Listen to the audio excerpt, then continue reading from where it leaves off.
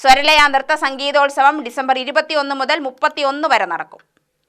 11 ദിവസങ്ങളിലായി പ്രമുഖർ അവതരിപ്പിക്കുന്ന 26 പരിപാടികൾ നടക്കുമെന്ന് സെക്രട്ടറി ടി.ആർ. അജയൻ വാർത്താസമ്മേളനത്തിൽ പറഞ്ഞു.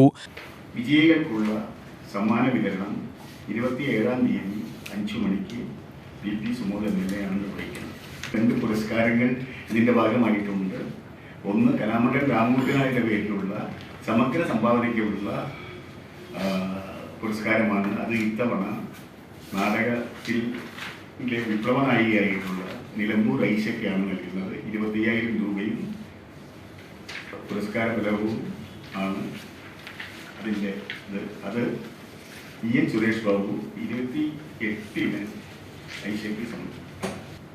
വിവിധ മേഖലയിൽ, സമൂഹത്തിൻ്റെ വിവിധ മേഖലയിൽ വലിയ ജീവിത വിജയം നേടിയ 4 പേരെ നമ്മൾ ആദരിക്കുന്നുണ്ട്.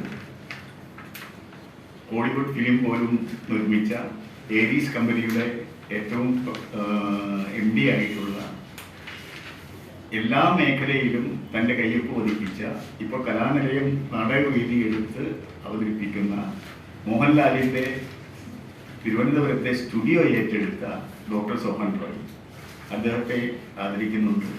SP ബാലസുബ്രഹ്മണ്യത്തിൻ്റെ ഒരു പ്രതിമ പാലക്കാട് സ്ഥാപിക്കുന്നു. അതിനോടനുബന്ധിച്ച് സ്വർലയുമായി സഹകരിച്ചുകൊണ്ടാണ് ചെയ്യുന്നത്.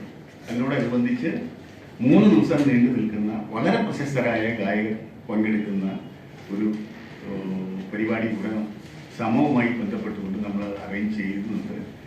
കേരള കലാമണ്ഡലവുമായി സഹകരിച്ചുകൊണ്ടുള്ള ഒരു നൃത്തോത്സവം മാർച്ച് മാസത്തിൽ നടക്കാനിരിക്കുന്നുണ്ട്. മറ്റൊന്നുള്ളത്, കേരള സംഗീത നാടക അക്കാദമിയുടെ സഹകരണത്തോടുകൂടെ ശങ്കരൻ നമ്പൂതിരിയുടെ കർണാടക സംഗീത കച്ചേരി ഫെബ്രുവരി മാസത്തിൽ വീണ്ടും അറേഞ്ച് ചെയ്തിട്ടുണ്ട്. പ്രശസ്ത പിന്നണി ഗായകരുടെ ഗാനമേളകൾ, ഹിന്ദുസ്ഥാനി ഉപകരണ സംഗീതം, മ്യൂസിക് ബാൻഡ്, ഫ്യൂഷൻ, ഭാരതീയ നൃത്തരൂപങ്ങൾ എന്നിവ വിവിധ ദിവസങ്ങളിലായി വേദിയിലെത്തും. ജീവിത വിജയം നേടിയ പ്രമുഖർക്കുള്ള ആദരം, സ്വരലയ ജയരാജ് പുരസ്കാര സമർപ്പണം, സ്വരലയ കലാമണ്ഡലം രാമൻകുട്ടി നായർ പുരസ്കാര സമർപ്പണം, സ്വരലയ മത്സര വിജയികൾക്കുള്ള പുരസ്കാര സമർപ്പണം, ക്രിസ്മസ്, ന്യൂ ഇയർ ആഘോഷം എന്നിവയും സ്വരലയ വേദിയിൽ നടക്കുമെന്നും ടി.ആർ. അജയൻ പറഞ്ഞു. സ്വരലയ ഭാരവാഹികളായ വസന്ത് പാറക്കാട്, പ്രസാദ് മാത്യു എന്നിവരും വാർത്താസമ്മേളനത്തിൽ പങ്കെടുത്തു. UTV news, Palakkad.